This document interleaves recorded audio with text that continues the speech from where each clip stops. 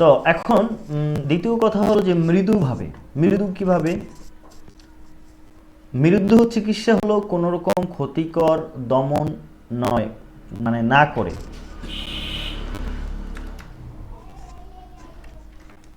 দমন না করে, অর্থাৎ রোগীর ভোগ না বাড়িয়ে চিকিৎসা করা।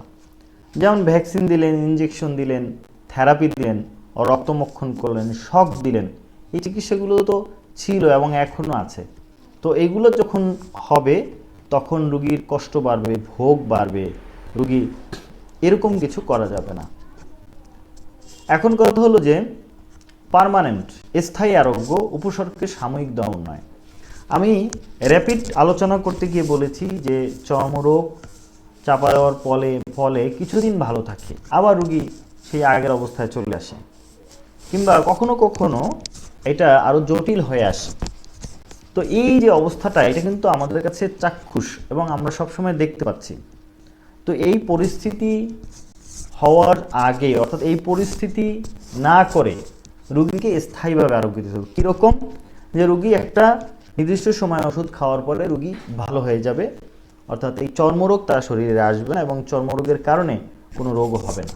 এইটা হলো পার্মানেন্ট রিস্টোরেশন, অর্থাৎ স্থায়ীভাবে রোগীকে আরোগ্য দিতে হবে।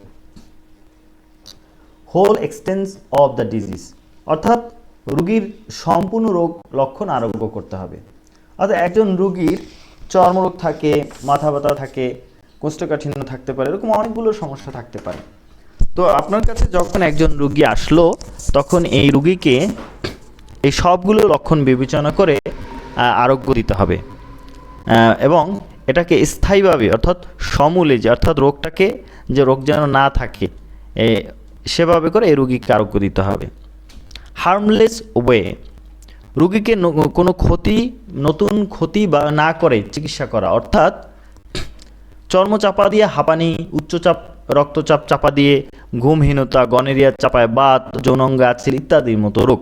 অর্থাৎ একটি রোগ আরোগ্য করতে গিয়ে আরেকটি নতুন রোগ উৎপাদন করা, কিংবা এটাকে আমরা এভাবে ব্যাখ্যা করতে পারি, অর্থাৎ রোগীর স্বাভাবিক অবস্থাকে ব্যাহত করে তা ক্ষতি করা। যেমন পাক কেটে ফেলে চিকিৎসা করা, গ্যাংগ্রিনে চিকিৎসা করা, এবং কোনো এক জায়গা ফেলে দেওয়া, এই যে চিকিৎসাগুলো, এগুলো না করা।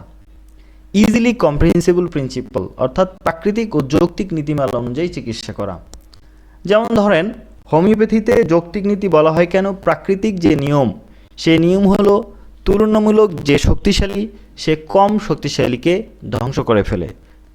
ঠিক তেমনি হোমিওপ্যাথিতে রোগীর রোগ লক্ষণ হলো একটি ভোগ সমষ্টি, অর্থাৎ বিভিন্ন রকম টোটালিটি অফ সাফারিং। অন্যদিকে ঔষধ হলো একটি শক্তিশালী ভোগ বা সাফারিং, এটাও একটা রোগ, কিন্তু এর বৈশিষ্ট্য হলো আপনি এই ওষুধের শক্তিকে বাড়াতে পারবেন, যার ফলে কি হয়, রোগ শক্তি এই ঔষধ শক্তির সাথে পেরে ওঠে না এবং এই আরোগ্য হয়। এই যে ওষুধ শক্তিটা আমার শরীরে রয়ে গেল, সেটা কি হয়, নির্দিষ্ট সময় পরে নিজে নিজেই শেষ হয়ে যায়। কারণ কি, ওষুধের একটা নির্দিষ্ট ক্রিয়াকাল রয়েছে, তারপরে আর ওষুধটা শরীরে থাকে না এবং রোগী আরোগ্য লাভ করে। এটি হলো প্রাকৃতিক নিয়ম। সুতরাং প্রাকৃতিক নিয়ম মেনে রোগীকে আরোগ্য দিতে হবে, যাতে রোগীর অন্যান্য সমস্যা কিংবা ক্ষতি না হয়। যখন এগুলো আমরা মেনে চলবো, তখন সেটা হবে হোমিওপ্যাথি। এবং এই হোমিওপ্যাথির মূল যে নিয়ম, সিমিলিয়া সিমিলেবাস কিউরেন্টার, এই প্রাকৃতিক নিয়ম মেনে চলে। তো সবাই ভালো থাকবেন। এইখানে আর কি কি আলোচনা দরকার ছিল কিংবা কোনো বিষয় জানার থাকলে অবশ্যই কমেন্ট করবেন এবং আমরা সে অনুযায়ী আপনাদেরকে জানাতে চেষ্টা করব। আসসালামু আলাইকুম।